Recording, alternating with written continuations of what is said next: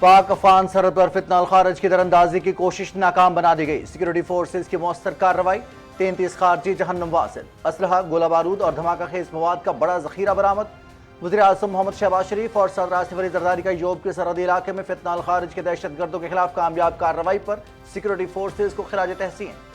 دہشت گردی کے خلاف جنگ میں قوم سیکورٹی فورسز کے ساتھ کھڑی ہے، ملک سے ہر قسم کی دہشت گردی کے مکمل خاتمے کے لیے پرعزم ہیں۔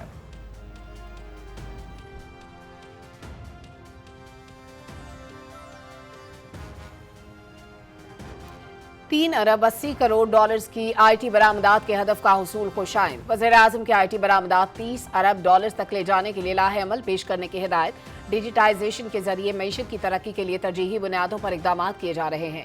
ڈیجیٹل یوتھ ہب سے ہزاروں نوجوان باعزت روزگار حاصل کر رہے ہیں۔ این آئی ٹی بی کے بنیادی ڈھانچے کی تنظیم نو کے ساتھ مارکیٹ سے بہترین افرادی قوت بھرتی کی جائے۔ وزیر اعظم محمد شہباز شریف۔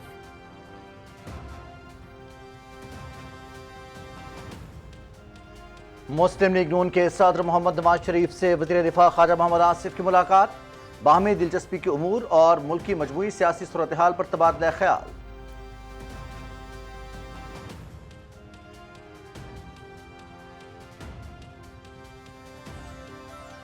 وزیر اطلاعات کی مس انفارمیشن کے معاملے پر ایوان کی کمیٹی تشکیل دینے کی تجویز۔ فیک نیوز اور مس انفارمیشن عالمی سطح پر اہم چیلنج ہے، روک تھام کے لیے اقدامات کر رہے ہیں۔ وزارت اطلاعات میں محکمہ ڈیجیٹل کمیونیکیشن کا قیام عمل میں لایا گیا ہے۔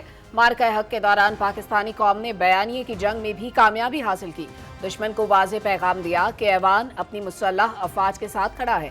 وزیر اطلاعات عطا اللہ تارڑ کا قومی اسمبلی میں اظہار خیال۔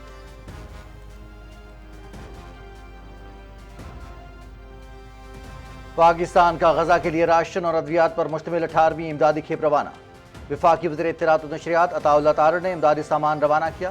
اب تک 1815 ٹن امدادی سامان بھجوایا جا چکا۔ پاکستان کا فلسطین کے لیے غیر متزلزل حمایت کے عزم کا اعادہ۔ پاکستان کا فلسطین کا مسئلہ اقوام متحدہ کی قراردادوں کے مطابق حل کرنے پر زور۔ پاکستان نے ہمیشہ اسرائیلی بربریت کے خلاف آواز اٹھائی ہے۔ امدادی ادارے کے تعاون سے اردن کے راستے سامان غزہ پہنچے گا۔ وزیر اطلاعات عطا اللہ تارڑ۔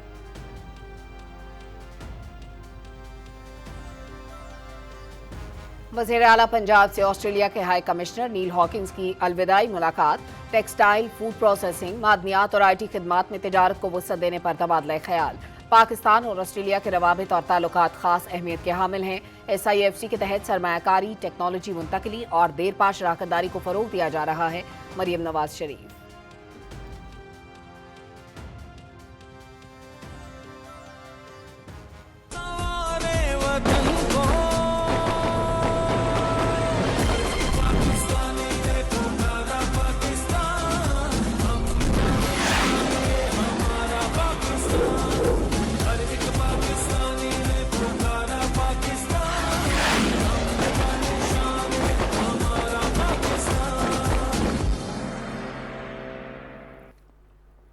یوم آزادی کی تیاریاں عروج پر، جوش و جذبہ دیدنے۔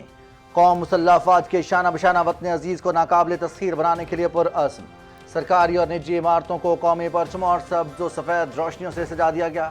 شہریوں نے اپنے گھروں پر قومی پرچم، رنگ برنگی جھنڈیاں، برقی قمقمے اور خوبصورت لائٹس لگا کر جشن آزادی کی تیاریوں کو چار چاند لگا دیے۔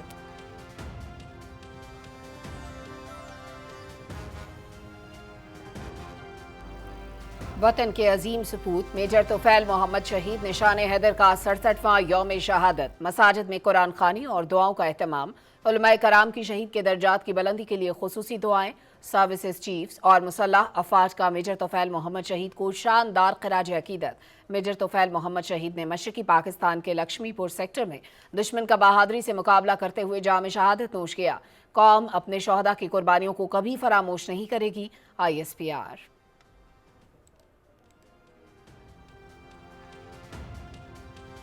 بنوں کے علاقے ہوید میں خوارج کے خلاف پاک فوج اور پولیس کا مشترکہ آپریشن مکمل۔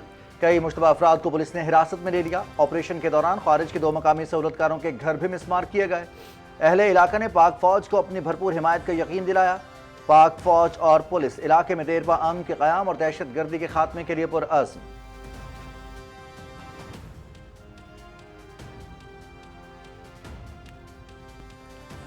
باجوڑ میں خارجیوں کا جھوٹ بے نقاب، باجوڑ میں قبائل اور خارجیوں سے متعلق دانستہ ابہام پیدا کرنے کی کوشش، خوارج باجوڑ میں دہشت گردانہ اور مجرمانہ کارروائیوں میں ملوث ہیں۔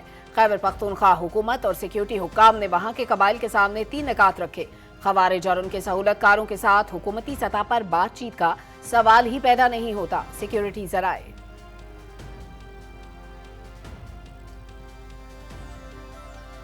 اسرائیل کی غزہ میں امدادی قافلوں اور پناہ گزین مراکز پر وحشیانہ بمباری، مزید 32 فلسطینی شہید۔ حملے میں پہلے فلسطین سابق فٹ بال اسٹار سلمان العبید بھی شہید ہو گئے۔ اسرائیلی درندگی سے غزہ میں شہداء کی مجموعی تعداد 61,258 ہو گئی۔ امداد کی ترسیل میں رکاوٹیں جانوں کے ضیاع کا باعث بن رہی ہیں۔ عالمی ادارہ صحت کی رپورٹ۔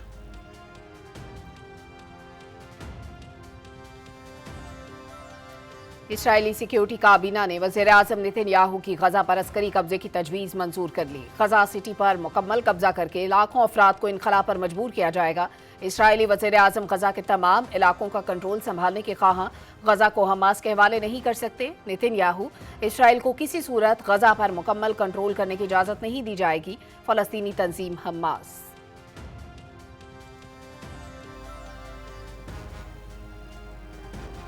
اقوام متحدہ نے غزہ پر قبضے کا اسرائیلی منصوبہ مسترد کر دیا۔ نیتن یاہو حکومت کو غزہ پر قبضے سے روکا جائے، یہ پیش رفت بین الاقوامی قانون کے منافی ہے۔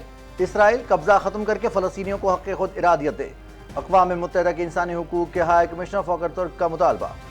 چین، برطانیہ اور آسٹریلیا کا بھی غزہ پر قبضے کے اسرائیلی منصوبے پر اظہار تشویش۔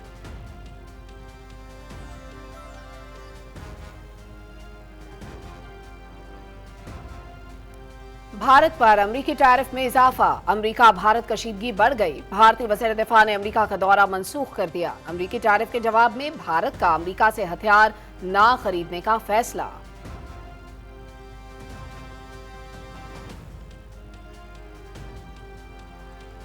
موسمیاتی تبدیلی کے اثرات، ہنزا میں گلیشیئرز تیزی سے پگھلنے لگے۔ دریاؤں میں پانی کی سطح بلند، تیز بہاؤ کی وجہ سے دریا کنارے زمینیں اور گھر شدید متاثر۔ سڑک کے کٹاؤ کی وجہ سے ہنزا سے سوات کے لیے رابطہ منقطع ہو گیا۔ ہنزا میں گلیشیئر پگھلنے سے حسن آباد نالے میں پانی کی سطح بلند۔ مقامی افراد نقصانات سے بچنے کے لیے اپنے گھر خود ہی گرانے پر مجبور ہو گئے۔ سیلاب سے سینکڑوں کنال زرعی اراضی، باغات اور درخت دریا برد ہو چکے ہیں۔